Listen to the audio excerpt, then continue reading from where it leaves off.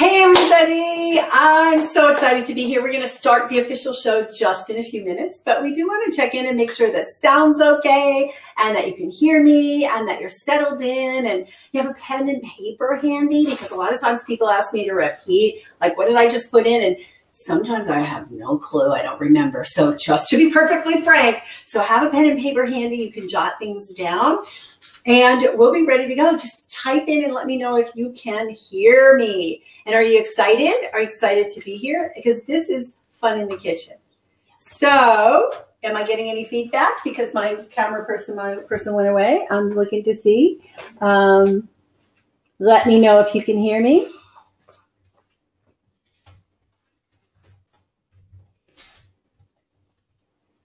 And there's a delay. So, can you hear that? Here yet? I can't even spell.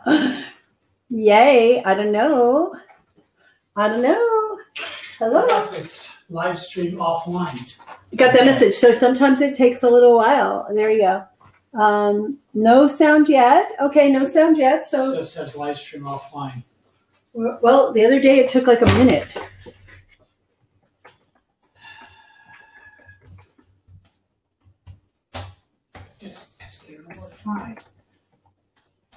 That's what happened earlier in the week.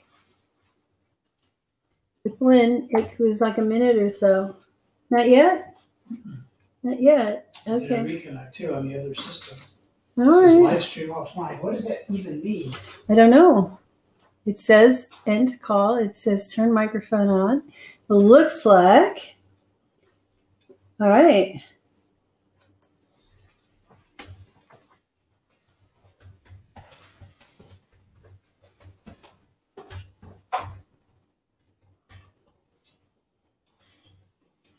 No sound yet? Hello, hello. Can you hear yet? Can you hear yet? No sound? Damn it. Sorry. Can't hear you, so I don't care. Who cares? Heath? Mia says she can hear. Yay. Does that mean other people can hear now? Sheila says yes. Yay. We're set. Yay. Ready to go. All right. I'm going to move over. So hello, everybody, and welcome to our show today. I am so excited to be here today. We did a little test start at the beginning because we've noticed as we've been using this service that the delays are getting a little longer every time. So instead of it starting right away where you can hear me, there's a delay. So we'll probably start our next shows like 2 minutes early just to make sure. So hi and welcome to my kitchen. I'm Dr. Ritamarie Loscalzo, and I'm passionate about food. I love making food. I love helping people to heal with food. I just love everything about food. And the reason I'm not, 50 pounds overweight is because I know how to eat the right foods. Because if I ate the amount of food that I eat of good food, in bad food, I'd probably be very overweight. So what I'm here to teach you is how to have fun with your food. How you can be like me and really just enjoy playing with food.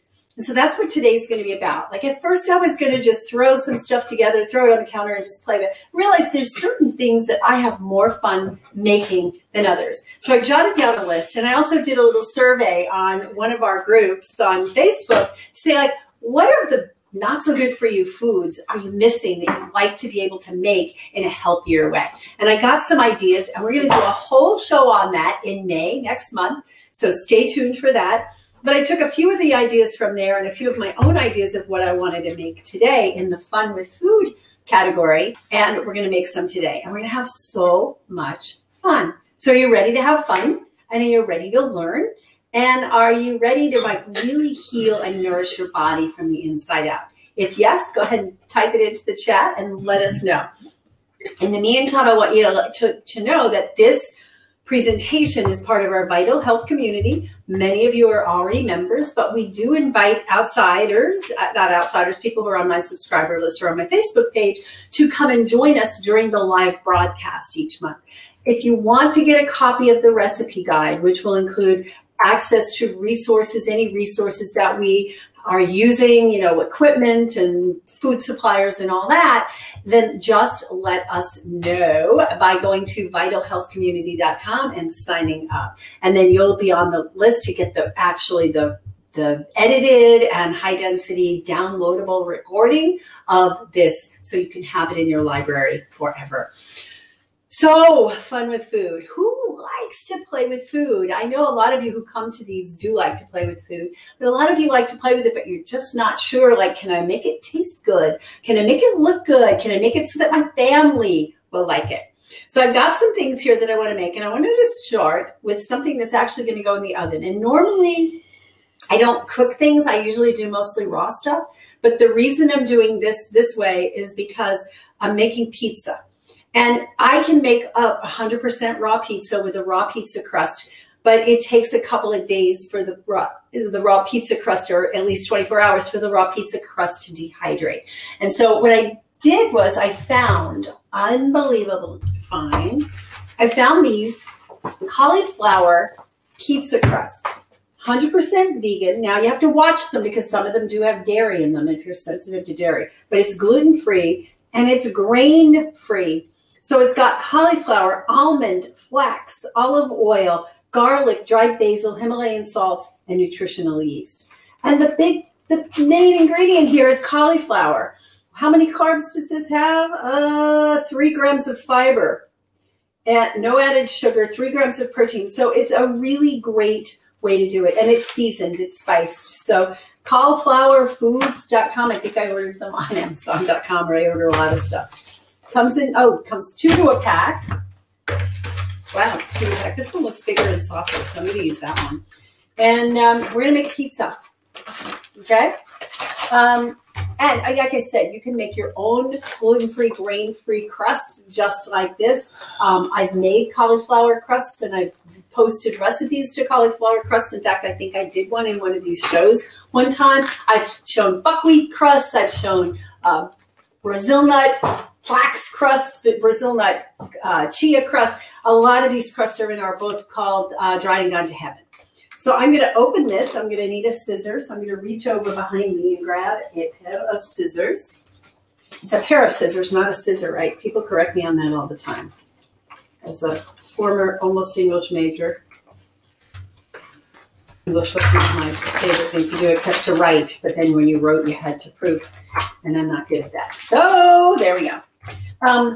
So there's your pizza. We had taken it out of the freezer a little while ago, and so it only took maybe 20 minutes, 30 minutes to defrost. That's why you see some color there. Some of it is kind of moist from that. And all we do is you stick this in the oven first for what, 20 minutes, right? Is that what it says?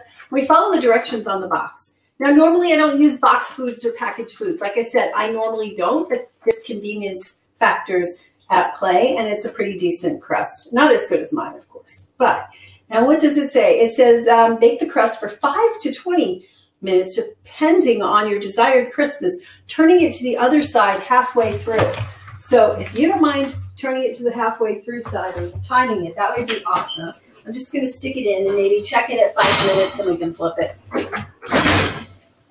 We'll see how it goes. Now, the problem with this crust is if you don't do it this way, Scott didn't read the instructions the first time he made it, and he just put all the toppings on it and stuck it in, and it was called a soggy pizza. So it wasn't really like, it was, you had to eat it with a fork and knife because it was just too soggy. It tasted good, but it was soggy. So with this, when you cook it first, it's fine. With the dehydrated, usually what I do is I make the dehydrated crust, take it out, so it's already cooked basically, but it's dehydrated, put it on the board, and then I top it. I put all my cool toppings on it, and then I put it back in the dehydrator for a couple of hours to just like warm it up and dry it up a little bit because the wet ingredients are pretty moist. So that's where we're starting. The other thing we're going to have fun with today and we're going to make is a lasagna, and I'm using this pan to make lasagna. We're also going to make some tortillas. So I'm going to start at the beginning of this with showing you a really fun piece of equipment that you do not have to have, but if you have one or want one, it's kind of fun to have. I will tell you, I only use this on rare occasions, so it was 60 bucks. So if 60 bucks is a lot, you know, big investment for you, then you know, you may want to just do it by hand. The other option for this is a mandolin, a manual mandolin, which costs, they don't cost that much less. Like a really good mandolin costs about 50 bucks. You probably get a cheap one for about 35. But it's a hand thin, very thin slicer. Mine is missing in action, or I would show it to you. I have no idea where it disappeared to, but it's not around. But this is the slicer, and this is actually a meat slicer. what happened was, now you can get them at the store, but I was at a conference and they served these thin, they were bigger than this, but these really thin white tortillas. And I'm like, what are those? What are they made of? And I think they might have peeled it a little better. I'm not to say that you didn't peel it well, but there was no sign of that brown at the edge. And it was, maybe their slicer was a $3,000 slicer and they did it much more uniformly. But this is what it is. So this is a tortilla. Now this is a mini tortilla. So it's great for little kids and it's great for making little mini tacos, or like Scott said, tapas, right? So this is what that looks like. But I'm using this machine to do it. And it's quite easy to do. I will turn it kind of this way so you can see. It has this extremely silly short cord. So, I mean, like, you got to be really close to the plug. But I'm going to turn it on. It doesn't make all that much noise compared to a Vitamix, but it does make a little noise. And I'm going to always watch your fingers. Keep your fingers close to your body when you're doing this, because that's a blade that will slice your finger off if you're not careful. It comes with this really good guard, and you hold that against. I'm using a jicama now to make tortillas. Now, many of you have seen these. Somebody told me recently they saw it at our local food chain, our local, just H-E-B, which is our local grocery chain. They bought a package of jicama tortillas.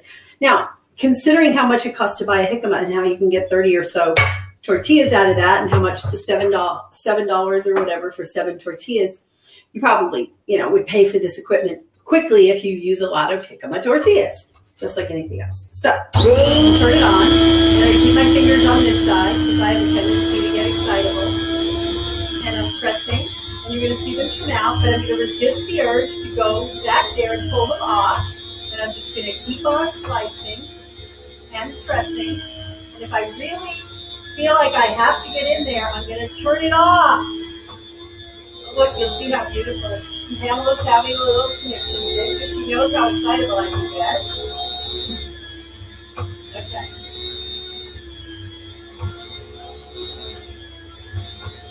I'm just going to pull these off for now. This is a tiny jicama. You can get very large jicamas and make very large tortillas, but isn't this beautiful? I mean, they're just these little thin tortillas, right? And they're made of jicama, so you don't have to worry about the carbs, the corn, if you're allergic, the GMOs and the corn, and the wheat, of course, so we're just going to stack them. That one didn't quite get all the way through, so we use it for something else. Same with that one. And voila, we have jicama tortillas. So I'll just make a few more. And then I'm going to make the lasagna noodles using the same equipment. I usually I like to go fast.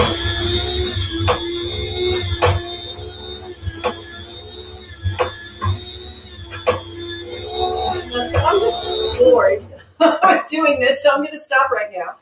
But this was there's like 20 or 30 tortillas, and I haven't even gotten all the way through. So we're going to use these to make some fun stuff. So I'm going to set them aside. Maybe we can set them aside over here. I'm going to use this. And then I have a few extras, which I love jicama. Oops, there's one more. Thank you. And then we have the whole rest of it. What? Pam. Which I could use to make more. But I'm going to just stop right now, and I may just make dippers because we're going to make some dips. Below corner. Okay, I'll put that there. Plates to the right. The next thing we're going to make is, where were those zucchinis that we peeled? Oh, they're in there too. Mm-hmm. Oh, that pizza crust is starting to smell really good. Yeah, we should check it. Doesn't it smell nice? Mm. Wow. We do have a pizza, special pizza. Is that cool? It's a big one. You can see we've used it a bunch. You just go and flip it. All right, so I'll let you do that. You don't flip it. Unless you want me to do it. If you flip it, it all comes apart. Yeah, well, you cut it. Now I'm gonna be the one that's gonna play mom. So is it All right, so we're gonna just we'll try just flipping it like this, kind of like you do in the dehydrator. Oh yeah, okay. Now slip it back on. And stick it in for 5 more minutes, and then we'll just take it. Probably 5. Thank you. All right, so I'm going to make lasagna noodles. Again, I usually do this on a mandolin. But since I have this wonderful machine, it's already dirty, I'm going to need some more. We'll check to see, size-wise. The first few that come out are not the full width. But Then, isn't that cool? So if you're trying to make lasagna for a crowd, It's a lot better than that.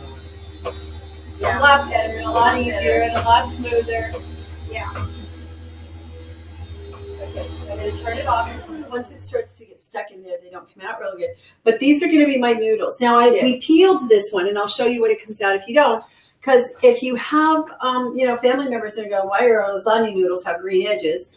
Then you peel them, and then they don't. This one, again, wasn't peeled all the way through. Like if you really have picky people, you would peel it so that you didn't see any of the green lines. But this is different. You'll see what it looks like compared to the other. So I'm going to stack these, and what we're going to do, oftentimes when I'm doing it by hand or in the mandolin, I feel like I have to put salt on them to soften them, but they're pretty floppy, so I don't need to.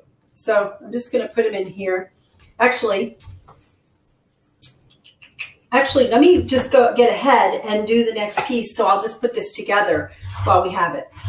I'll finish that because I was thinking I was going to have to soak them, but I don't. So I'm going to pull these off, and then I'll show you how to put this together. It's really cool. And like I said, if you do this a lot, or you have kids and you're trying to get them off of the white flour pasta stuff and the other things like that, I mean, the tortillas, you can justify the cost of this pretty quickly. You can buy some of these things. Like I've been to restaurants where they actually had zucchini lasagna and zucchini noodles, and they weren't like, high-end vegan plant-based stuff. They were just normal restaurants. So it's really cool to see that people are becoming responsive, like spiralizers. When I first started using a spiralizer, which I'll show you in a bit, I mean, years ago, nobody had ever heard of a spiralizer. Like, what's that? And I'm starting to make spaghetti out of this, zucchini, and they're like, what? Now there's books on Amazon, bestseller books on Amazon called Spiralize, with tons of recipes. You don't need a lot of recipes, but anyway, I'm just saying that people are getting more and more attuned to eating more healthfully, and so it's just much easier than it was 30 years ago when I started, right? Okay, so we're just gonna finish this one. So we'll need a bunch of it. Just get the smaller container, the smaller Pyrex. That way you don't have to make so much. Now, I don't know about you, but I find this fun when I see these vegetables turning into like noodles that I can create with. It's really kind of cool. I'm going to finish this, and I'm going to use the regular zucchini that hasn't been peeled so you can see the difference. And then you can make a choice. Whoa! And when you get to a certain point, it just doesn't slide through very much anymore, and I think that's the point it's at. And then we'll just take that and we'll make little crudites. Yeah, we'll just slice it and make little dippers later. Look at that. All right, so I'm going to put these here now for now. Okay, let's keep it here. Keep it here. We'll see how much we have. Blah, blah, blah. So here's the zucchini that hasn't been peeled, and you'll get to see the difference. And like I said, make a choice for yourself as to how picky your family is. Usually the first few are just total green, so those aren't going to be real popular. See, they're just green. You can see that.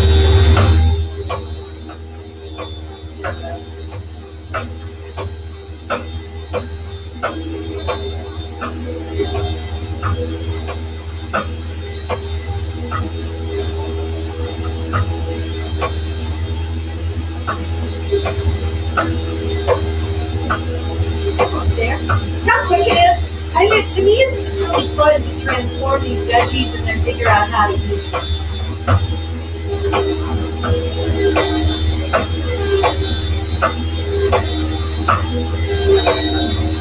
Isn't that cool? How quick that is?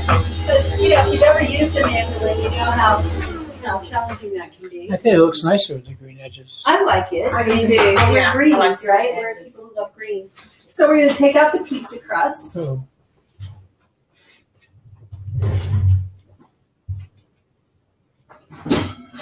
All right, so put on top. There you go. And then we do the old flipperoo, right? Can't do it after the pizza's made. And then it makes a mess, but we might as well make it easy on ourselves right now. There. And we probably overdid it. So I would say, even though it says 5 to 20 minutes, I would just say you know, less than 10. Our oven is not the best. And our oven is not very temperature controlled right now. So I'll leave this here like this. I'm just put it on the counter. Did you have it on bake or broil?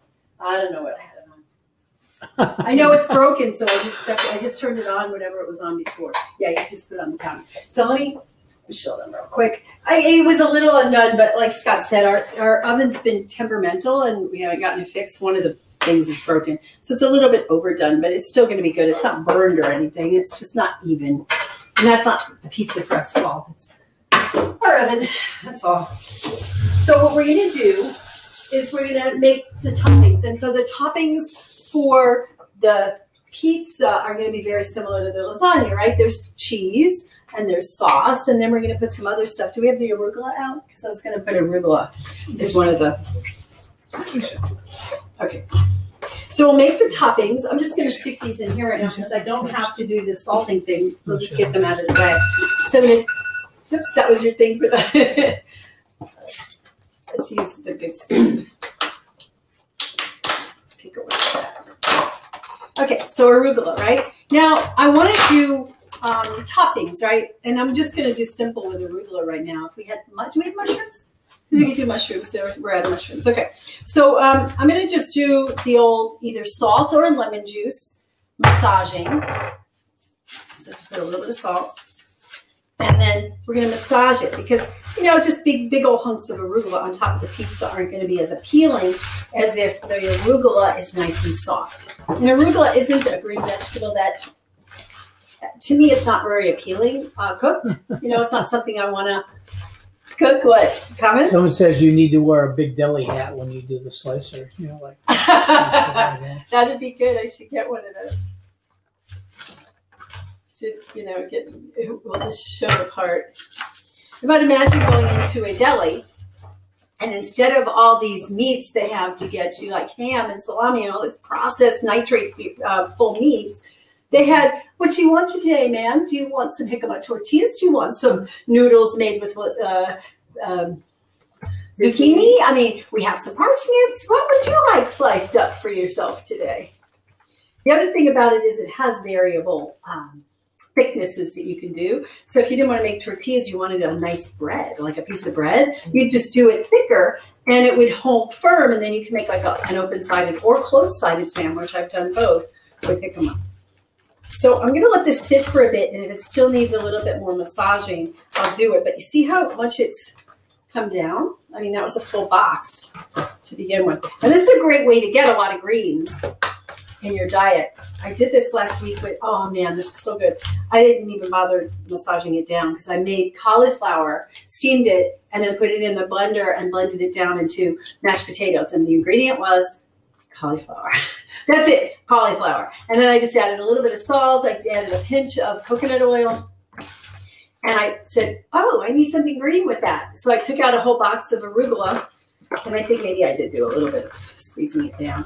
And then I put that in a bowl, and I poured the mashed potatoes over it, added some black cumin seed to it, and oh my God, it was just delightful.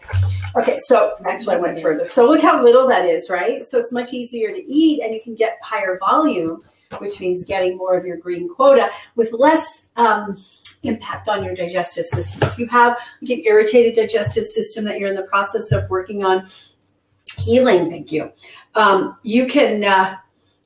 you can digest it better when you break the cell walls down. So that's what the act of massaging it with salt or oil, not salt or oil, salt or lemon juice does.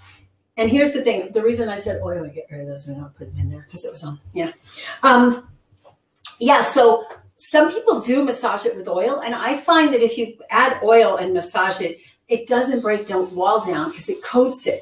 So if you want to add a little bit of oil, I'm not a big fan of oil, but a pinch of oil for flavor, great. I would say massage it down with salt or oil. Lemon, I keep saying oil. I'm going to taste it. Now, it's a little salty for my taste. So what we can do is we'll take it and put it in a strainer and then just rinse off the salt. Because the salt is just, you're using it for the mechanical properties. Okay? All right. Ready to make the next component. I think we can get rid of the slicer for now because it's so big and it takes up so much space. And I'm going to move in the blender. And it's unplugged, so Pamela's really happy. She had a look of fear on her face as she watched me. She knows I can be impulsive, right? And I'll go, yeah, let me get that out of the way. Ah! Not good. All right, so this is plugged in, right? So we're going to make the cheese. We're also going to make some, I'm going to show you a couple of different ways to make a tomato sauce. So if I take, let's go with this one. Blender. Now, if you don't have a Vitamix, you're going to use smaller volumes of your nuts at a time. I can just throw everything in at the same time. So we're going to make a cashew macadamia nut ricotta cheese. You can use whatever nuts you like. Again, when we're looking for the aesthetics, we're looking at the family, you know, and you're serving it at a party, you don't want brown cheese on your lasagna because people go, ew. But when you make this beautiful white cheese, they go, wow. And they don't believe you that it's actually non-gluten, non-dairy. I mean, I've made this stuff and they go, whoa, that's pretty cool. So we're going to make the cheese here with my favorite way to make cheese. I can add a little hemp if I wanted to, since you guys are educated, but I'll show you what it looks like beforehand. Because hemp seeds add some omega-3s and Brazil nuts add some selenium. And I'm always thinking, how can I have fun with this stuff, but also make it real therapeutic? There's my macadamia nuts, which we just got in from Hawaii. We had this great supplier. Where's the cashews? Scott, did you not get out the cashews? I did. I thought. Where are they? You don't see them. Yeah. And then the dog loves cashews, so as soon as she heard that C word come out of my mouth, she came running. So I'm going to measure up. I'm going to make a little bit more so that we have enough to make the lasagna and the pizza and have leftover if we want to make some roll-ups with some other things. So I'm going to put a cup of mac. He's going to get the cashews, and I'll put a cup of cashew. And I'm going to put some lemon juice. We've already got it nice and done, right? I'll just put a little bit. We've already got it juiced, but typically it would be like the juice of, for every cup of nut, I like it lemony, so I'll put a tablespoon of, or a lemon for each one if they're small, and maybe a lemon for every 2 cups. But I'm going to put in 1/8 of a cup, and I may put more. Again, we're not trying to make sour cream. We're trying to make cheese, so we just want a slight sour. And here's the CASHEWS. Oops, and she still put her ears up. She knows how to spell CASHEWS. The ears go up. So I'm putting in some water. Yeah, we have water. And I'm going to put in, I'm measuring because I usually don't, about half to start, half the amount of. Depends how thick you want it. What? Depends how thick you want it. It depends on how thick, and that's what I want to see. Last time I made it too thin and I had to add. So I'm going to put about a cup to every 2 cups. There's a lot of ways you can do this. You can add nutritional yeast, but my family members don't like nutritional yeast as they make faces as I do that.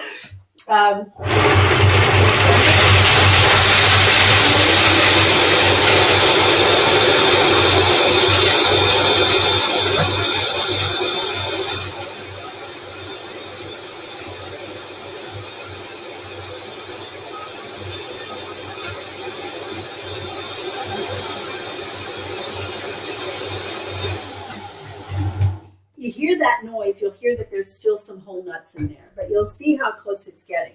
Just confirm, we never soak our cashews, and it's really no. Not that I never soak them. I don't soak them because I never remember to stop soaking them. Mm-hmm. If I were really conscientious about it, I would soak the cashews in the max for 3 to 4 hours. But what happens is I get off onto something else. I'll hear a beeper going off, and I won't even remember that that was what it was for. And then they turn to disgusting mush if you leave them too long. So 3 to 4 hours. And yeah, that's the ideal. It depends on your digestion, right? If you're super sensitive and you are sensitive and you don't feel good when you have nuts that aren't soaked, try soaking. It makes a huge difference. So I'm going to go in there.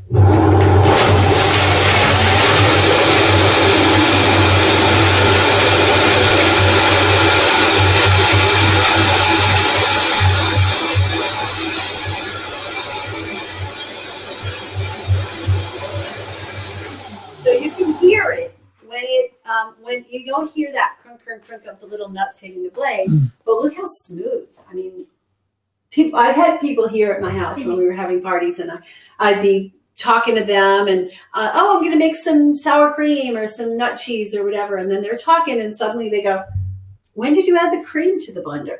Like, I don't use cream. It's not cream. That's what the nuts do. That's why they're such a beautiful, versatile food. And if you are sensitive, what I would do is I would culture them.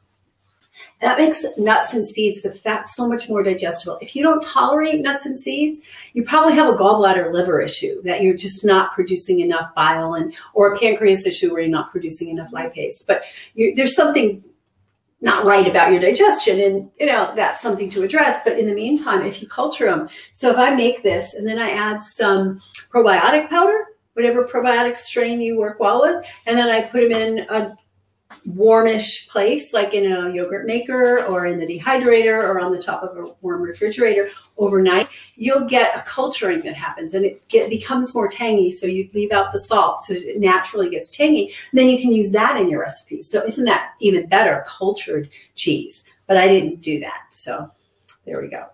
Anyway, beautiful cheese. So that's one piece of it. The next piece we're going to make is our tomato sauce. Now, you don't have to make tomato sauce if you are off nightshades. I'll also usually add some salt, but when I'm doing a combo dish like this, I'll usually add the salt at the end. I know a lot of people are on the SOS diet, right? No sugar, no salt, no oil, no salt, right? And I'm a big fan of no sugar for sure. Salt to your body's need or tolerance, because sometimes people eliminate all salt, but because they're in adrenal fatigue, they feel worse with that. So it's finding your balance with salt, only using whole, fresh, Himalayan, or not the table salt you buy at the grocery store. And then the oil, again, I'm not a fan of using oil. I like using whole food fats. But sometimes we'll just add a pinch here, a pinch there for flavor or mouthfeel, or to keep it from sticking. So we've got that. So I'm not going to put the salt in right now. And I'm going to switch here. We're going to go to the food processor. Sure. What's the question? It's not a question, it's a comment. Yeah. For me, I find macadamia nuts tend to make it thicker than cashews, but also once it's in the refrigerator, it really thickens up. It thickens up, right. So if you want a consistency for leaving as a dip or whatever, right, then you can thin it out. For this, we're making everything fresh, and we're going to put some stuff in the oven, which I normally don't recommend doing with fats. That's why I'm particularly using the Max and the cashews, because they're not high in omega-6 or 3 fats, and neither one of those does well with heating. So if I'm going to do something where I am going to make a cooked pizza, I am going to use Max and cashews and not the other nuts. Typically, I make the pizzas and the lasagnas. I don't put them in the oven, and we won't do it with this either. We'll put that in the dehydrator, because I just don't want to heat my fats. And, I want to keep it as fresh as possible. But everybody's got different levels of digestion. And when your digestive tract is kind of messed up and inflamed, eating a lot of raw can be painful because of the fiber it's like a Brillo pad. So you have to find that balance for yourself. That's the way it goes. Yes? You're smiling. So I'm going to use the food processor. And my favorite tomatoes for making this tomato sauce is aromas, because they tend to be a little thicker, less watery. And the one thing I forgot to do was soak some dried tomatoes. So this will be a little thinner than we normally would have it. Usually I would soak some dried tomatoes and then use those. If we try to use the dried tomatoes without soaking them, we're going to get big, hard chunks in our tomato sauce, and it won't be fun. And those of you who've tried that. And as I say, pizza, typical pizza, typical lasagna, at least when I grew up, was tomato sauce. But you don't have to. If you're sensitive to nightshades, which would be, tomatoes, bell peppers, potatoes, and eggplant, then don't use the tomatoes. You can make a beautiful pesto sauce. You can take some nuts or seeds or avocado and blend it up with some basil and some other herbs and spices and garlic, and you can make an amazing sauce that's non-tomato. You're looking for this. Dried tomato? Yeah. Is it? Well, if you heat up some water, I mean, maybe able to get it. Oh, the powder, that might thicken it up. Good idea. Good idea. So I'm just going to, quarter these. And I have fun with this. I've made this sauce, like my family members were here. It's It's been a long time. It was my 50th birthday when they all came. Not all of them, but some of them. And I was making these foods, and they were like, wow, you made that tomato sauce really quickly. You know, don't you have to simmer it for 3-4 hours? I'm like, and they liked it, right? It had a really nice flavor to it. So I'm going to put these in the food processor. And we're going to cheat today. We're not using fresh herbs because I don't have any, but we're going to use some dried herbs. And it doesn't matter, right? You could throw a tomato sauce together in no time at all. How long did it take to quarter these things? Not long at all, right? So I used 4. We might use more. And I'm going to pulse. I'm not going to do like on and then walk away and do something else because then it'll get really soupy. But I want to have body to my tomato sauce. If I didn't, I'd put it in the blender and just blend it up. And that's not as, to me, it's not as flavorful. You can also put carrot in there to thicken it up. You can put a zucchini in there. I mean, there's so many things. You can put greens in there. That changes the color. But a carrot would just brighten it up, right? Zucchini wouldn't do anything to it. So you can take your veggies and you can just make this amazing sauce. Cool. All right, so I'm going to turn it on.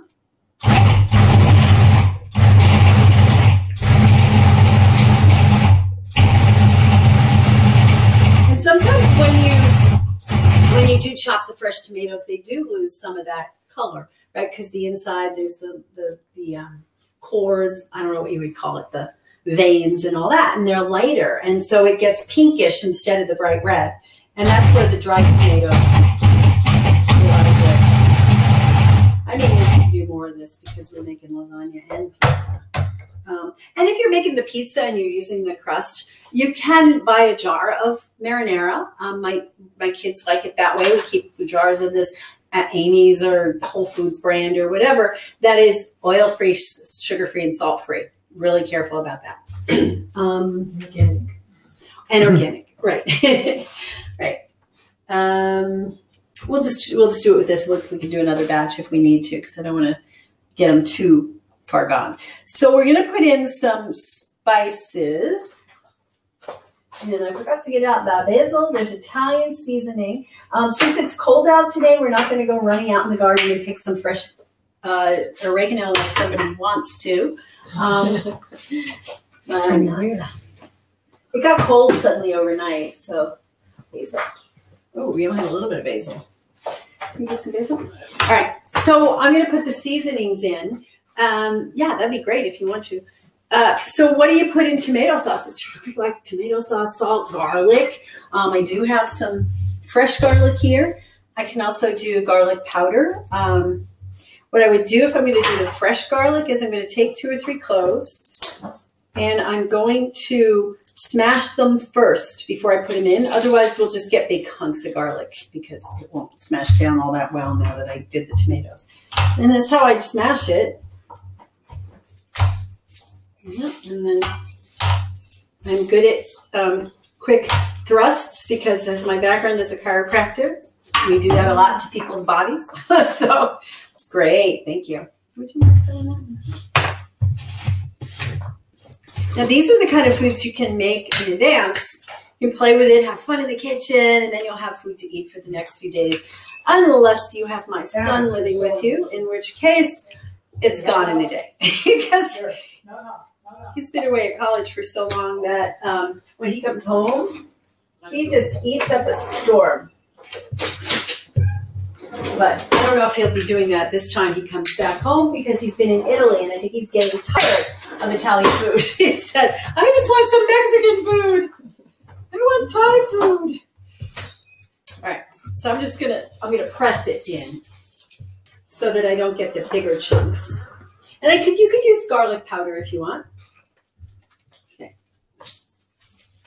Okay, so I'm going to just swirl that around a little bit. And now some people would sugar in their tomato sauce. I've never liked that, but if you like something sweet, you can put a pinch of stevia, a pinch of Lohan, and I'll show you some of those when we make dessert.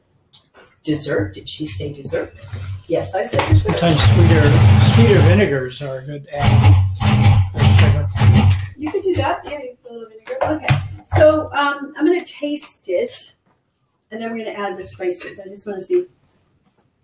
It's good. It's probably going to want that tomato powder that Pamela took out. Yeah. So I'm going to put some of this in. Now, I don't have dried tomato, but I have this beautiful tomato powder. You can get this at Premier Research. I also saw it on Z Natural Foods. There's a lot of places that sell it now, but you want an organic tomato powder without, you know, citric acid and all the other extras. So I'm just going to put 2 teaspoons of tomato powder in there to give it a more rich flavor and to thicken it up a bit. And look at the color. Maybe use a little bit more, I'll taste it. But see how much nicer, more traditional color. Yeah, perfect. And that sweetens it up because the concentrated tomato powder makes it a little sweeter. Yeah, I like the color too. Isn't it pretty? So I'm going to put a pinch of thyme. I always wish I had more thyme. Thyme's strong, but it's a good antiviral, so that's why I like putting that in there. I'll put it, oh good, thank you. Put some Italian seasoning. And that I could put a lot of, actually. But I won't put too much because I don't want to overdo it. That has rosemary and a bunch of other stuff. We used to have a rosemary bush, and the rosemary bush like bit the dust after 18 years of having this rosemary bush that was growing. Yours too? Maybe it's a blight or something here in Austin. I'm putting about a tablespoon of the basil and about a tablespoon of the Italian seasoning, but just a few shakes of the thyme. But look at this. Is that the oregano? Beautiful. That's not oregano. Or if it is, it's a different kind. I think this one is. Yeah. Taste at those are, maybe it is, but it's a different species of oregano, but it's just not all that strong. Wait for a couple of questions. Yeah. Yeah, maybe it's. Sandy asked, what can be used instead of sun-dried tomatoes that would help to keep it thick and red color and good taste? The tomato powder. That's what I just did. Yeah. And read somewhere that adding greens increases nutritional absorption. Do you agree? Disagree? I feel like adding greens increases the benefit, you know, of everything. So yeah, I think it would because there's a lot of nutrients in there. The lycopene is made more available by grinding it as well as cooking it. And Marcia asks, why don't we want citric acid in the tomato powder? Well, it's just it's added as a preservative, and to me that says that company was not as diligent about their stuff. There's nothing really bad about citric acid. I'm just looking for the purest of the pure, and this one is basically tomatoes. That's what I want my food to be as pure as pure. But if you can only find one with citric acid, my concern is that if they put citric acid in, then maybe there's some other stuff in there that was below the government list. And I mean, maybe I'm just being paranoid, you know. But I'm using my skills that I learned from Patty, who did one of our shows with us last year. See, isn't that pretty cool? It's so much easier than what I used to do, which was lift it up and go, why isn't it cutting? And finally, Sandy asks, are we going to see Pamela's new body? Oh, yeah. Pamela, take off your thing and show off your new body. You posted it. She's not wearing anything that's as flattering as last week because it's baggy. It's hard to tell. But last week she was wearing like a really form-fitted thing. And here we go. Hold on. This is Pamela. All right. This is my big shirt, though. That's your big shirt. So that's what I said. She's not wearing. Haven't bought the new clothes. Last week, yeah, she hasn't gotten the new clothes yet. Last week she was wearing a nice form-fitted kind of top, and I was like, "Whoa, girl, look at that waist! You can't tell a waist in a baggy shirt." But yeah, we put in 15. Yeah. Wow, that's awesome. All right, so put the oregano in. I'm just going to do a quick toast here. There. And I'm going to taste it. I didn't put any salt in, so those of you who are all, you know, strict no salt, you don't have to put salt. You just flavor it with whatever else. I'm not a huge salt person, but I like it a little bit.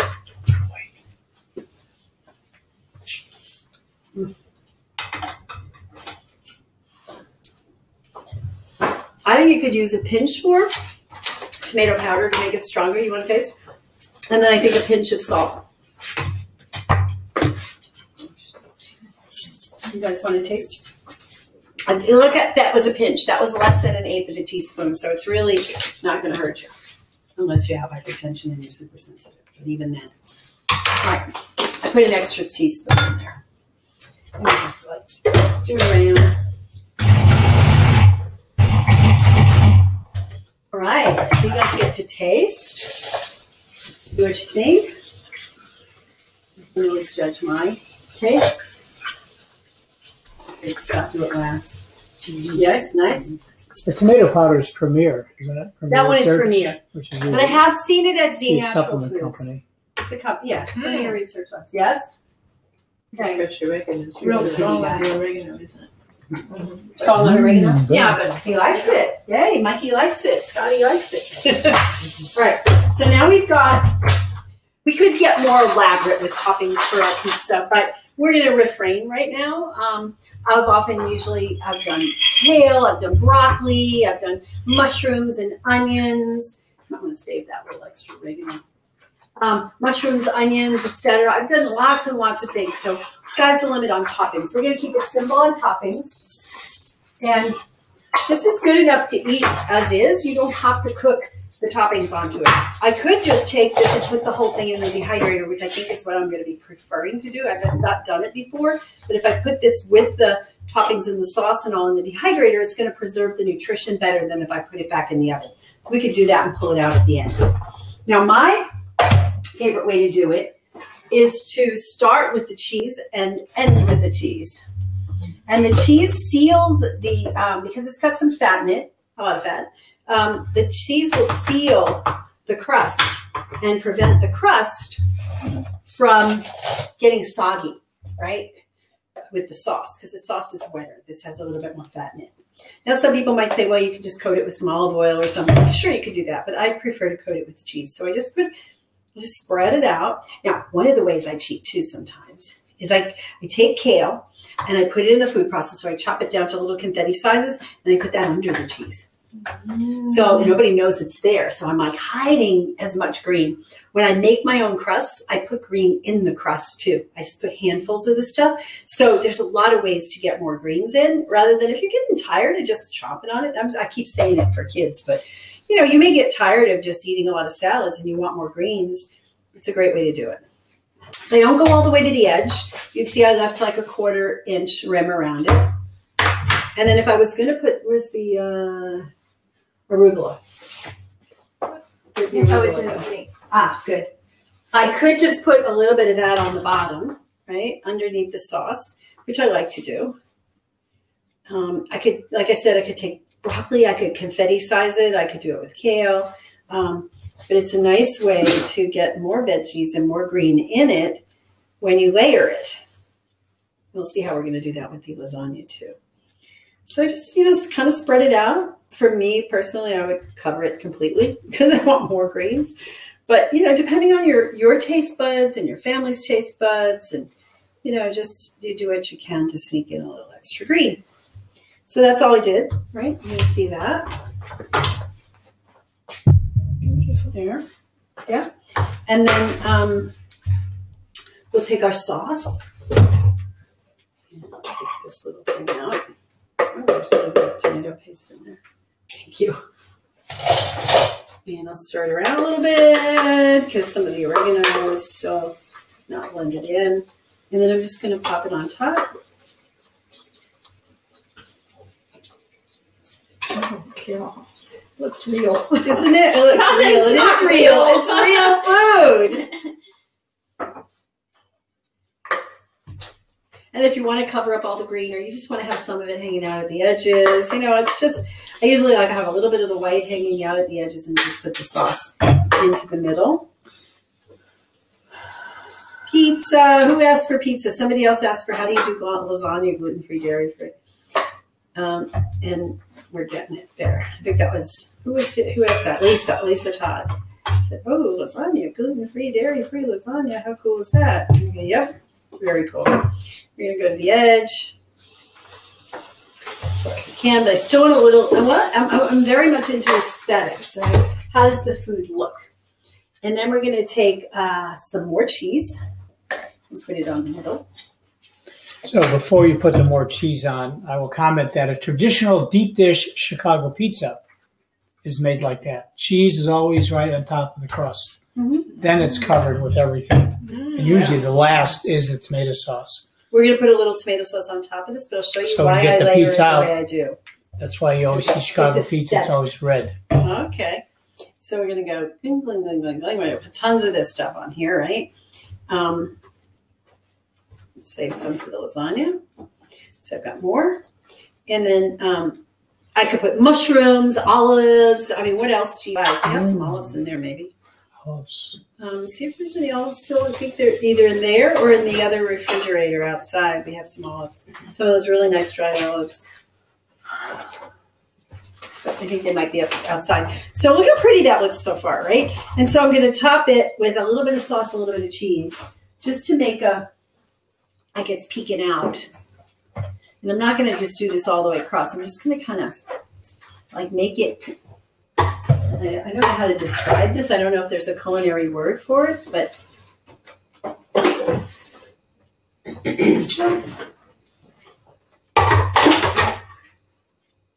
you'll get some olives. I think they're outside in the refrigerator up there.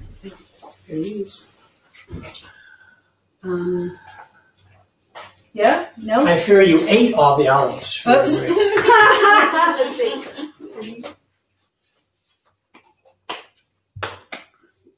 Dr. Ritamarie has just a few little food addictions. Well, it's just I never liked olives before until I got these special olives that I first got introduced to from Elena Love. A lot of you know Elena Love. And then Craig Summers, who is another he brought some friend. He brought some, and the ones he brought last time were not the ones I loved. The ones he brought one other time, and then I ended up buying like 12 bags from him. And I guess Scott's saying that I ate them all. That's not good. They're really good. They're really super good. They're sort of not quite dried. They're somewhere between dried and what you see like right now in the jar. Yeah. You do that. It's an easy snack. And voila, we have pizza. Is that beautiful? Or what? Now we can. I mean, you could eat it now. Yeah, you could eat it right now. Sure. You could put it in the oven and heat it up, or you could put it in the dehydrator and heat it up. And I think I'm going to prefer to put it in the dehydrator.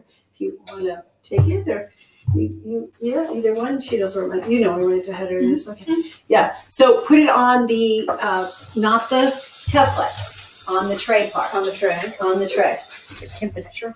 Put it at 140 because we're just going to do it for a short time. If you're going to do it like, usually with this, I would put it at 140 for 2 hours just to warm it up. We're going to take it out more towards the end of this class, which will be, 45 minutes or an hour or something. All right, so the next thing we're going to make, I'm going to make a small batch of lasagna in one of these bowls. And again, I do the same thing where I put the cheese at the bottom.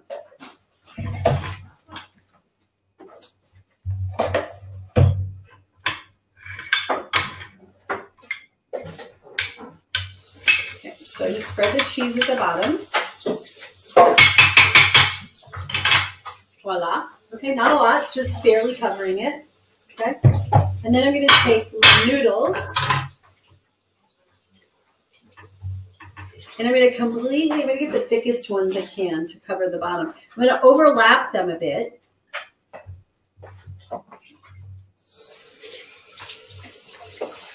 So that all the toppings and stuff don't fall through. One more. And one more there. And it looks like I missed a little one of these. So I'm going to just get a smaller piece and cover up that corner. So now I've got my zucchini lasagna noodles down. And we can layer it however we want to. So I can put sauce and cheese. I can put sauce and cheese and a bunch of different veggies. Sometimes I'll make a pesto also, and I'll layer in the pesto and the cheese and the sauce and just keep stacking it until we get to the top. So in this particular case, since we have very little sauce, I'm going to save the sauce for the top. And we're going to go with some greens right now. Like I said, onions, marinated onions would be really good. Marinated mushrooms. Do olives again. But I'm pretty generous with my layering of veggies in here. I've done it with kale. I've done it with spinach. Do beets and carrots have a lot of carbs? Beets and carrots have a fair amount of carbs, especially if you cook them. Yeah, there's sugar. Yeah, they're higher sugar and starch as well. Because they're roots. Anything that's a root has a higher amount of starch. Even came up, Lynn suggested it can make a nightshade fruit sauce with beets and carrots. You could. Absolutely. You just have to watch it depending on your blood sugar issues. That's exactly what you said. Yes, depending. And if you're mixing it, if you're cooking it, I wouldn't recommend doing it if you have blood sugar issues. If it's raw, you can. You grind it up real fine, and then you just layer it with lots of other veggies. And it's like one of those things you got to test. Okay, so that's that. Next, I'm going to put on a little bit more cheese to give it some nice soft texture. I'll put like a few tablespoons of cheese in there and then just spread it.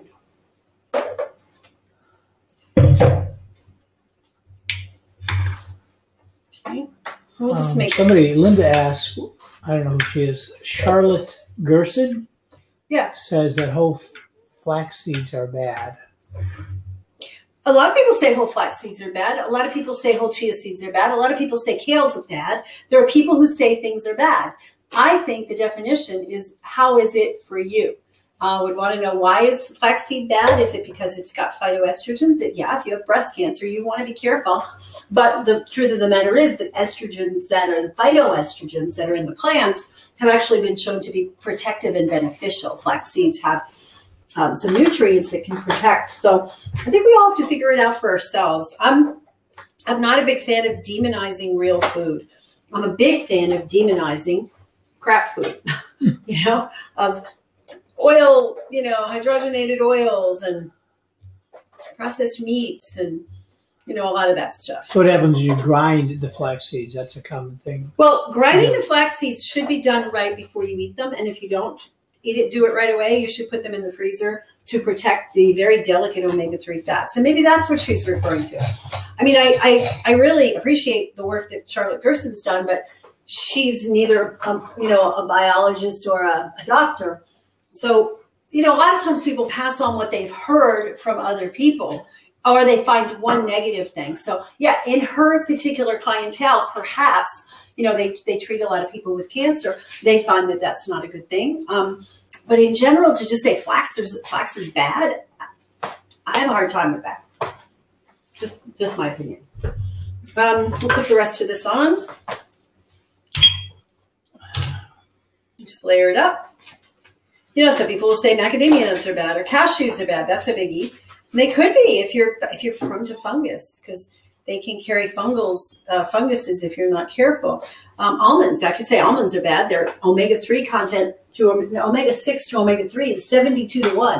And we should be eating 3 to 1. That doesn't make almonds bad. It just makes almonds something you don't want to eat exclusively, and you want to balance your fats to make sure that you get chia seeds and hemp seeds and other things that are higher in omega-3s to balance it out. So I think that when we look at food constituents and then demonize the food that contains it, spinach is bad. Why? Because it contains oxalates. Well, too much spinach can be bad because it can bind your calcium and magnesium and take it out. Or if you have leaky gut, it can get into your bloodstream and cause kidney stones. But you have to really look at the big picture. Really have to look at the big picture.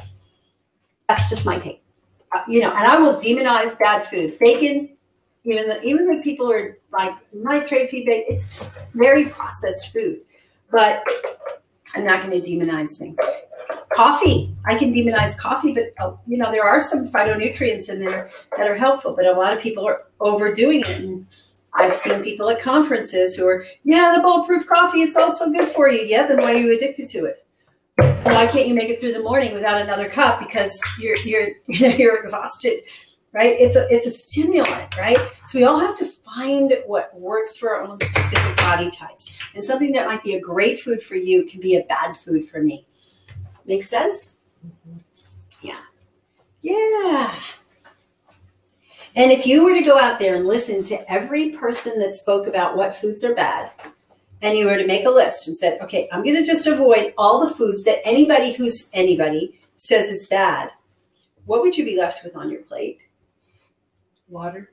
Yeah, and water? Yeah, right. And what kind of water? Well, if it's distilled water, it's bad because it's got no minerals in it. It's depleting your body of minerals. And if it's reverse osmosis, it's bad because of this. And if it's, you know what I'm saying? It's like we have to find reason, and we have to find the balance, right? We can't live on the top of mountains, and we also can't demonize foods because of a single constituent that maybe in excess is bad. Every food has toxins. Your celery has toxins. Your carrots have toxins. Why? Because the plants are trying to protect themselves from overconsumption. And the animals are smarter than we are. And they go up to a plant and they go, bop, bop, bop. Oops, I feel like there's a little bit of a buildup of that particular toxin. I'm going to move on to the next plant. Whereas we humans, we sit there and eat the whole bag of Cheetos until it's done and then go get some pizza, right? We don't have any common sense when it comes to food because we've had so much distortion of the food supply that we got the tongue. Rule us, right? And so what we need to do is just be reasonable about it and not go into food phobia, because that's just as bad as eating bad food is the food phobia. And just breathe. What works for me, right? What makes sense for me? And if you have to eat something that's not organic once in a while, less than eat it. Or fast. Oh, you know what? Oh, yeah, we're right here. So I'm just going to put the sauce on top. And we'll add a little extra cheese. And if I had more topping, I'd put more topping, but I don't want to spend your time watching me chop. Oh, we have any more of that oregano? Maybe that fresh oregano we'll just sprinkle on top. So these are, I consider these fun foods. They are fun to make, especially when you have an audience. And I just splashed myself. And you splash yourself, and you just have fun with it. Like, let's just be light and easy about it. Sorry. Went down my shirt. I told you we were going to have fun. You watch me pollute my shirt. But you have to be light and easy about it, right? We do have to take our health seriously. And obviously, you guys know me. Those of you who do, and those of you who don't think I'm just some kind of loon that likes to throw food around. But, you know me, I'm very serious about my health. I'm very conscientious, and there's certain things I will never eat. I'd rather go hungry. We all have to just find that balance for ourselves. And if you're sick and you have cancer, you better the heck be super careful and eliminate. If there's some indication that maybe flax seeds are bad for you and you're particular, don't eat them, right? Let's just be really pure and clean. But for the most part, we just need to relax a little bit around food. And Scott's here and you go, she's the most picky eater I've ever met. And she's saying relax around food. Yeah. And the way I'm going to do this, if I had more tomato sauce, I'd layer it a little bit more. But I like to just kind of mush them together a little bit so you get the multicolor. You get the white and the red. And then if we had mushrooms, I'd put mushrooms on top. So many things I could do. We're going to take this beautiful oregano. Thank you, babe. You can chop it quite good. And we're just going to go little sprinkles. And what I could do too, because I like to make the food look good. I'll show you what I'll do. Make it look really pretty. Cilantro. Well, cilantro is not a quote-unquote traditional pizza food, you know. We can bring a little cutting board or the big one again. I don't care. Yeah, it's right there. Either way. So I'm just going to take the tomato, and this time I'm going to just deliberately slice it into pretty little sections. See, that's the thing. What do they call that? That's the part I was saying is white, and it makes, because the Romas do have bigger ones of those than others. The stem, I don't know. Okay, so I can just decorate.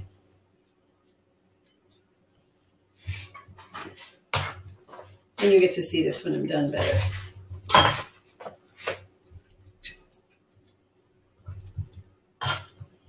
I love decorating food. You can make that's a 4-point star. I can make it a 6-point. I can make, you know what I mean? I could just kind of do various things with it. Doesn't it look pretty?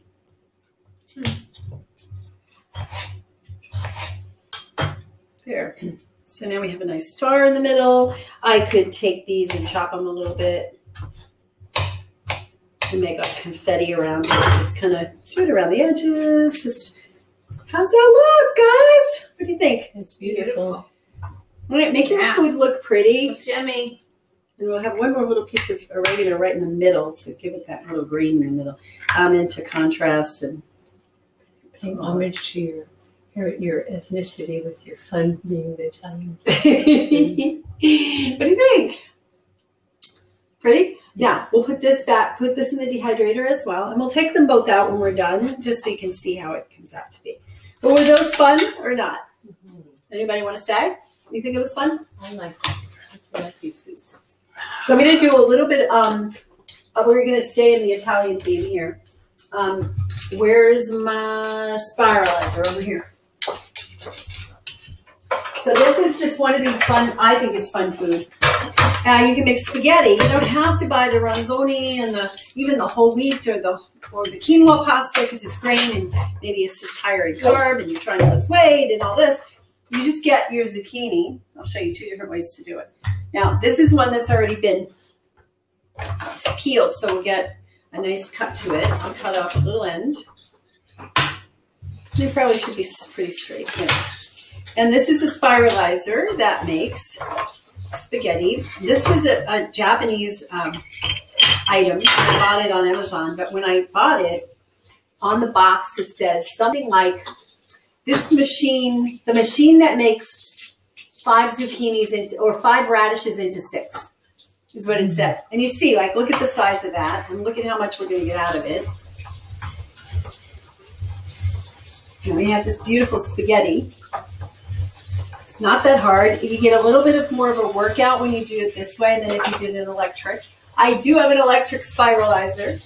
Not everybody does. It's called the Veggie Bullet. And if you're doing a lot, like you're serving this at big parties or you have a huge family, like I grew up in, then you could actually get one of those and it's much quicker. But for the average meal that you need to make, and like you just twirl it, twirl it, twirl it, twirl it, twirl it.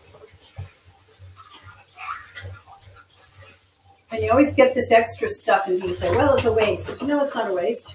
Now you have a nice little dipper for your dip when you have some extra pieces. Yeah. You want to know how long in the dehydrator? For the lasagna, 2 hours at 140 is what I typically would do. What am I getting? A little bowl. I have a little pick on the syrup.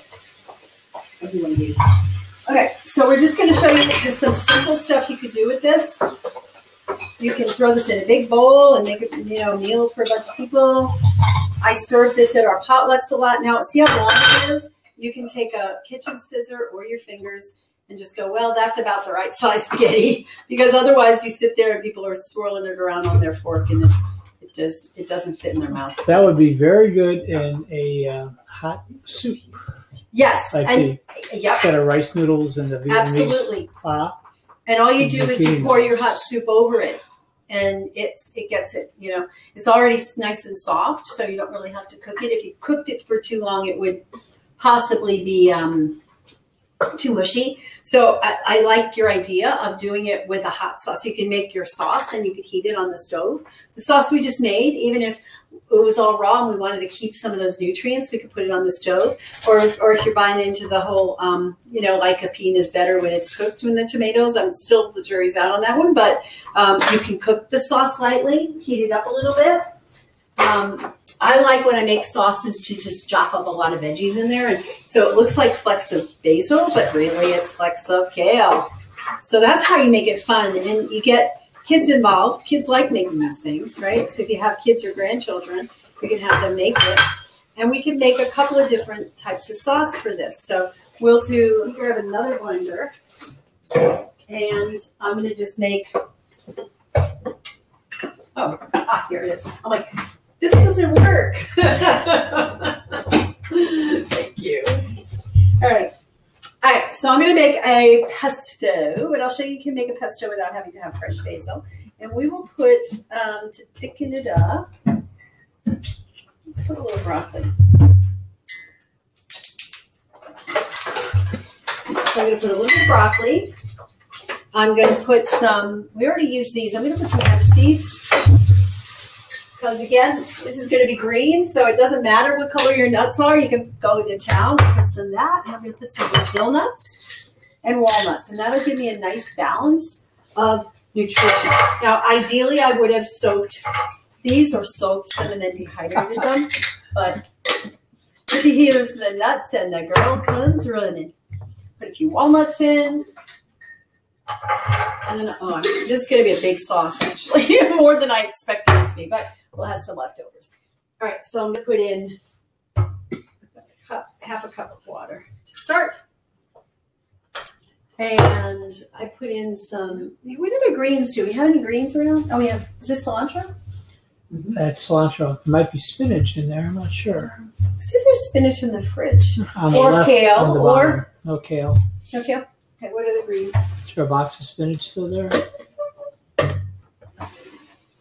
Yeah. Or spinach, kale. So we'll make it this nice green, and we'll put pesto. If I had fresh basil, I'd do that, but I'm going to put some dried basil. You know what else works well in here is I put in like soaked kelp or some.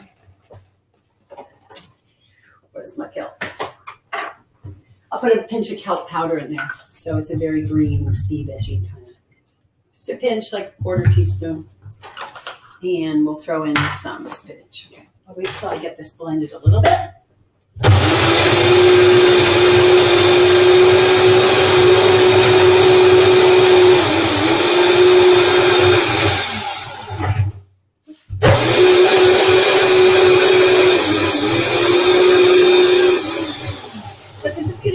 Shade-free sauce, right?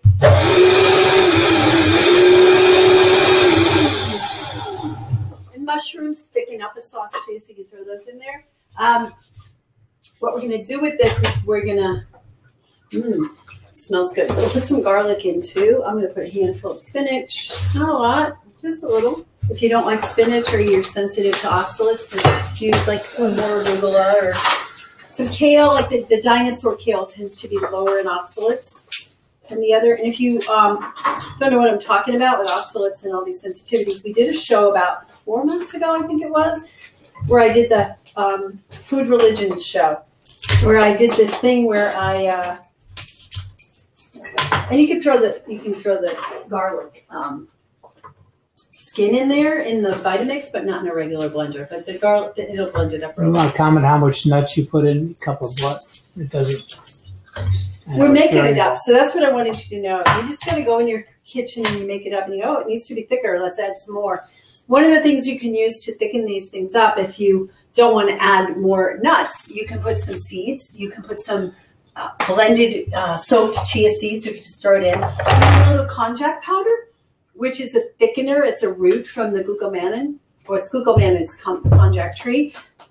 You could do Irish moss. You soak that and put it in. So there's a number of ways to thicken it. Oh, and you can do cauliflower. Karen Osborne, if she's watching, I don't know, but she takes cauliflower and she'll cook the cauliflower, and then she'll put some of that in there to thicken it up, to give it a creaminess in her sauces, so you lower the fat content.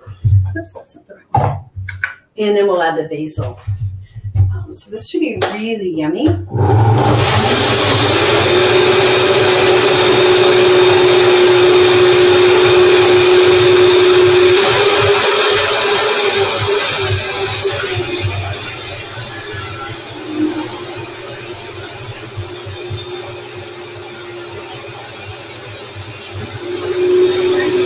It's nice and green, and that's what we want, right? Because it's pesto. It's supposed to be green, so we can get away with putting greens in there. I would say with this, do you mind helping that for a sec so I don't have to dirty the counter with it?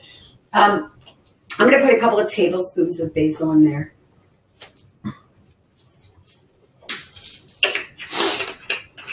And if it was fresh, I'd put a whole bunch in. Like, I don't mean a bunch like as in a lot, but I mean a bunch, like they come in bunches.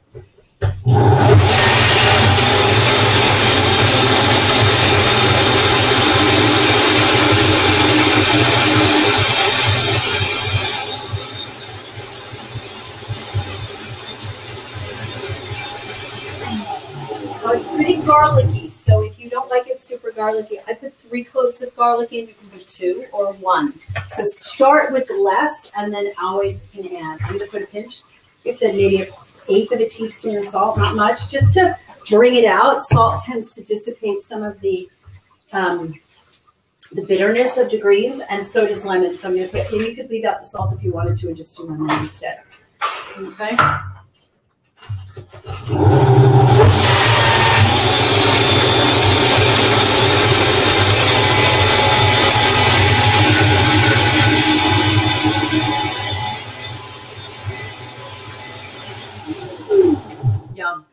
garlicky if you like garlicky.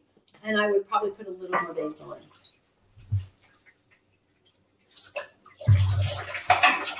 Even though it has the big holes, it doesn't seem to come out very fast. Whereas if I was doing something else, other things come out really fast, and you go, whoops, I just put 3 cups of cloves in there. Not fun. I guess it's because it's a bigger leaf versus some of the spices are smaller. You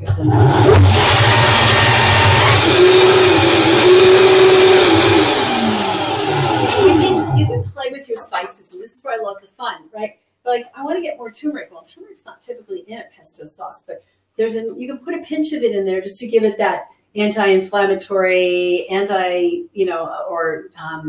detox kind of supporting properties. And it's got a lot of other antis, which I won't say right here on the air, but you can actually get a really nice flavor without it overpowering the thing. Right? Whereas in a curry, you'd be like, oh yeah, plenty of turmeric because it makes sense in there. But in an Italian dish, you can still squeeze it in there. You just have to be a little bit more mindful.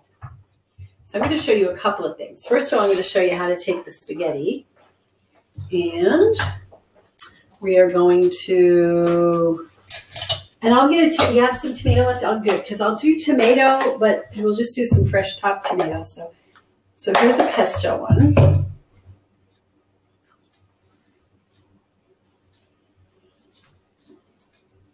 You guys can try this, but what I would do to pretty it up, I would take some of this tomato and just, as I'm serving it, that's all it takes. It's because when it's one uniform color, sometimes it just doesn't look as good. But what about that? Right? Delicious little spaghetti. So you guys welcome to taste it. Here's some other ones and see how you like it. You want more tomato? Usually more tomato on there, but I was going to put more tomato on. Yeah, you can cut up a little bit more. Is there more tomato over there? I think. I just don't have a. There's the cut. All right. So the other thing I could do, this is one I'll do with the tomato. Here, just give me tomato, because this is the one I'm going to do without the basil. I'm just going to do a fresh. There's in Italy. I hear. I've not been there yet, but I'm going next month or this month. Later, I'm going in 2 weeks, 3 weeks. 2 weeks. 2 weeks. Holy cow! We're going to Italy. My son's been in grad school there for the last 8 months. And we're going to go visit him in a couple of weeks in Italy and get to see what the real Italian. He's tired of Italian food by now, so we may have to beg him to take us to the nice Italian places. But he found a nice restaurant there that's plant-based and Italian food, and they sell. What am I trying to say? I'm trying to talk and work at the same time. They have cheeses, fermented nut and seed cheeses that they serve. So he thought that was a really cool place. At least initially, he might be tired of it by now. Okay, so we just make a fresh. If you're open to olive oil, you can put a little spritz of olive oil on that. And you can just do a little pinch of basil. If you don't want to do olive oil or flax oil or some kind of oil on it, you don't need it. And there you go. Simple. Right? Simple, simple, simple. You could sprinkle a little bit of garlic. I have garlic powder. You can do fresh. Just put a little pinch of garlic. And there you go. One of the things I do like to do with this is I like to put avocado as my fat to like hold everything together. What do you think of that sauce? Mm-hmm. Is it good? Mm-hmm. Mm-hmm. See, simple, simple. I just made that one up, so hopefully somebody wrote it down. Ha! No, Pam will watch it later. All right, so I'm just going to take a little bit of avocado, and I'm going to put it in there, and we'll smush it around a little bit, right? Just to get the moisture, because that fat feel, with the spaghetti and with the tomato is really good. And sometimes what I do is I mix it with a little bit of sauerkraut. That's really fun. Here. And if you wanted a little pinch of salt, you could, or kelp powder. You can use kelp instead of salt if you're on one of those low salt kind of diets. Or celery seed powder you can actually get for a replacement for salt for those who are doing more low salt. And there you go. Like, it's just fun. It's like, oh, what do I have around? What can I put on this? Cool. You want to taste? Try it. And then you taste it and you go, well, it needs a little something. Maybe it needs a little bit of lemon, right? Maybe it needs a little bit of something else. Perfect. They're going to try it and tell us what they think. See what we have time for. What time is it? Are we a little close to end? I want to make dessert. 4:20. All right, so we have our tortillas. I made them. We can take the tortillas and we can make, now that I have the guacamole, this thing cut, I can make a guacamole. Here's what you could do if you're don't have a whole crowd to feed, but you want like your own little guacamole. Is I'll sometimes just do it in my own personal bowl. So just take it. Guacamole is super easy, by the way, if you haven't made it. There's a little spot on that avocado, so I'm always good at, I want to cut the brown spots off. And put it in there. And you can put this in a food processor, but you could just mash with your fork, like that. And throw a little bit of lemon. And if we had more tomato, I think we do, yeah. We can chop up some tomato and cilantro in there. Keep your hands off in a minute.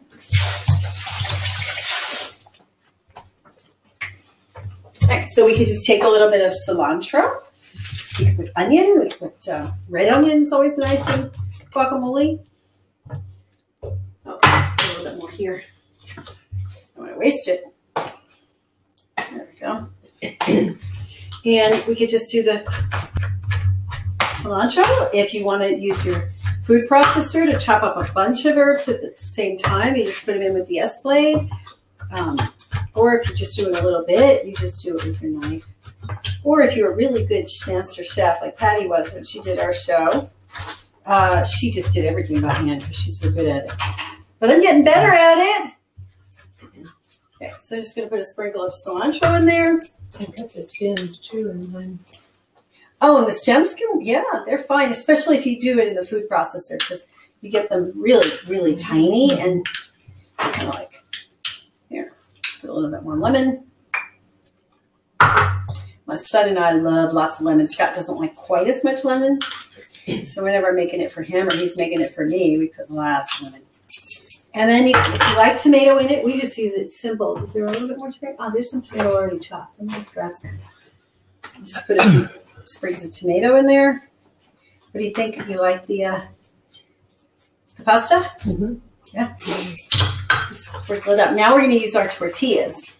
Put serrano, chopped serrano. Oh, yeah, chopped serrano. I have some cayenne here. You can put a little chipotle in it if you like. Spice it up. Cumin. I love cumin in it. And then we can make our little tacos with our tortillas that we made earlier. And, you know, we just spent, like, this total was an hour and a half with a lot of instruction mixed in. Imagine you made all this stuff and you've got a party. You got a huge amount of party food. So we're going to take the tortilla. We're going to put in some guacamole. And we're going to put in some sour cream. Where's the rest of our sauce? The white sauce, the cheese. Cashew cheese. Cashew cheese. What happened to it? We didn't dish Oh, here it is. I'll put it over here. I knew we didn't finish it. So we're going to put some guacamole. We'll put some right here. You can put some chopped up lettuce in there. You can put some refried beans. You can make some mock refried beans out of sunflower seeds. And now you have the little tacos. Yay? Mock tuna. Mock tuna. A lot of things you can do. Not potatoes. That doesn't have any salt in it, so might need some. We also make that same pizza. Yeah. And I'll use the jicama tortillas. Yeah. And have it raw. Oh, yeah. That's a great idea. So you could do the same thing. I would make them a little thicker probably to make that, and bigger ones work well. And then you just pile everything up, and now you have a pizza, right? Or a sandwich, like an open-faced sandwich, where you make, like you said, the mock tuna or salmon or some kind of nut pate or sea pate, and you put it on there, and then you pile it all up, and you have it's so much versatility. And people say, "Oh, I get bored." Well, let's just explore. Those of you in our Sweet Spot program, you have a 250-page recipe guide. Those of you in our ERC program have all of our recipe guides, so maybe 1,000 pages of recipes. and they're all maybe slightly different, but there's a lot of similarities. You can really get good at a couple of base recipes, and then the sky's the limit with your sauces. Let me see what else I wanted to do here. The other thing I was going to do, I'll do it real quick because I have some more of that left, was show you how to make broccoli and cheese sauce. And a lot of people don't like broccoli raw, and I don't particularly care for it raw. So I usually steam it, but what I can do instead of steaming it, if I wanted to make it raw, you know what I do? I need a slightly bigger bowl. One of those, one of these glass ones will be fine. Now what I'm going to do is you do the same technique I used with the arugula with the broccoli. I'm just going to take bits of broccoli, the florets, you can save the stems for a slaw, and I'm going to put a little bit of lemon, a little bit of salt, and then I'm going to do this. It's a little harder work with the broccoli, but you can get the cell walls to start to break down, and then we can put the cheese sauce over it. We can put a red bell pepper in that sauce and make it like a nacho cheese sauce, and then I can throw it in the dehydrator. Well, I didn't get time to do dessert, and it's going to do rice pudding. We're out of time. We'll do that next month. We'll finish up the other stuff I wanted to do next month. So then I really wanted to get to the rice pudding because it's a really great way to make rice pudding with cauliflower and ice cream. Ice cream with chocolate sauce. So we'll do that next time. All right, so I've got that. That's good. And if you don't mind getting the pizza and the lasagna out, so at least we can kind of see what it's like, or we can taste it and see, or we can tell them if it's any good. So I'm just going to basically, in a bowl, I could just put this right into the dehydrator as is. I'm doing this broccoli cheese sauce, and you put it in for just like an hour or two at that same 140 because we're not dehydrating it. If you leave it too long, it just gets hard and rubbery. But if I put it in like this, and I put it in for a couple of hours, I'm good. Here it is, broccoli with cheese sauce. All right, so our pizza. So let me move this over here. And thank you, Pamela. La. Oh, it's warm. So it's warmed up. And we'll get a pizza cutter and we'll all taste it for you. And we'll let you know. Scott and I were taking a walk the other day, and we were walking at the botanical gardens, and there was honeysuckle. Oh, and it smelled so delightful. And we're taking pictures because I wish we could capture the smell. And like, yeah, smell and taste we haven't mastered yet in terms of digitizing, right? We know how to digitize the sound, and we know how to digitize the visual. But imagine, just think, 20 years ago, would you have expected that you were like watching somebody far away in their kitchen without, expensive production equipment? And at the beginning of this last century, like TV, like that was, you couldn't think of it, but now we can. But look at how nice that looks. And we'll leave this in a little longer. And the way you know is you'll see a little bit of the liquid over here. You want to get some of that liquid to slow down. So we'll put that one back in. But for the pizza, I'm going to grab a pizza cutter, which we have in here, I believe. There's a number of different kinds of pizza cutters that work. And we'll get our little pizza board. It's a kind of a luxury, and I can, remember we flipped it last time. I can't do that, but what I can do is just get the edge under, and there I have it. So I got this beautiful pizza, and I got this pizza cutter, and everybody's going to get to share, and you guys are going to be drooling and wishing you were here. If you happen to live in the Austin area or are visiting sometime, I remember Sandy was here once when she was in town.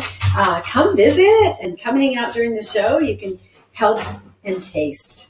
In exchange for helping, you get to taste. So how many of us are there? Okay, that's 1, 2, 3. And 4. Cassidy, I don't think I'm going to give you a piece. Okay. You get one? Thank you. It's warm. You get one? And it is warm, right? And come on. Get some. Thank you. And it's all sweet spot safe. Yum. Yeah. Jam is Does that come across the airwaves? Oh, man. So we're sitting here eating pizza. So fun in the kitchen. You saw how easy it was to make that. If you're really, wanting to make the crust itself, go check out. If you're in Sweet Spot, you can go check out that book. If you're if you're not, go to our website and look up Dried and Gotten to Heaven. It's a book of all these recipes of all kinds of dehydrated stuff, or you can buy the cauliflower one. But just be careful because several of them have cheese. Little crispy crust. Yeah. A little different than when you made it the last time without. Yeah, he didn't like it because it was like soggy. Very good. Yum. All right, guys. We'll make dessert next time. I promise I'll start with dessert next time. We'll start with the rice pudding and the ice cream and and have a whole bunch of other stuff. We may actually have to have a slightly longer show next time. Or we'll spread it. We'll do May and June. I think we'll do what we're planning to do is the recipe redos. And there was a whole bunch of things, way more than I expected, came across the airways when I said, what would you like to redo? I did a few of them today, which was pizza and lasagna. And what else did I do today? And the tortillas. But we'll go for some more of them next time and probably into June. It'll be a lot of fun to do all these recipe redos. And if you have any requests, then go to the Unstoppable Health. If you're not a member of the Unstoppable Health Facebook page, then go join it. There's no fee to be involved with that. Everybody can join it. And then there's actually there's a post in there that keeps getting bumped to the top because people keep answering it. And it says, what would you like to learn about what foods? And if not, just start a new post that says, recipe redo requests. How about that? Recipe redo is an RRR. We're good. We're happy. I thought this was fun. Did you guys think it was fun? Yes. Yeah. Did you guys think it was fun? Did you think it was fun, Scott? Yeah. You had to do all the work to set it all up. He still thought it was fun. All right, guys. Thank you so much for being here. We'll see you next month. If you are not a member of our Vital community, go to vitalhealthcommunity.com and sign up. You either can sign up as a 2-month trial membership, but you'll get the option of upgrading to our premium membership, which gives you access to 6 years worth of these videos. And I don't know how much longer we're going to be offering it to the full 6 years of it. As we move to our new website, we may cut that back. So get it while you can, because once you're in, you're grandfathered in, as long as you keep paying every year. And it's very inexpensive. It's my way of getting back to the community so that you guys can learn this stuff. And of course, we have to charge something for it because, believe me, it takes a lot of resources to do this. So much love. Bye-bye. Thank you.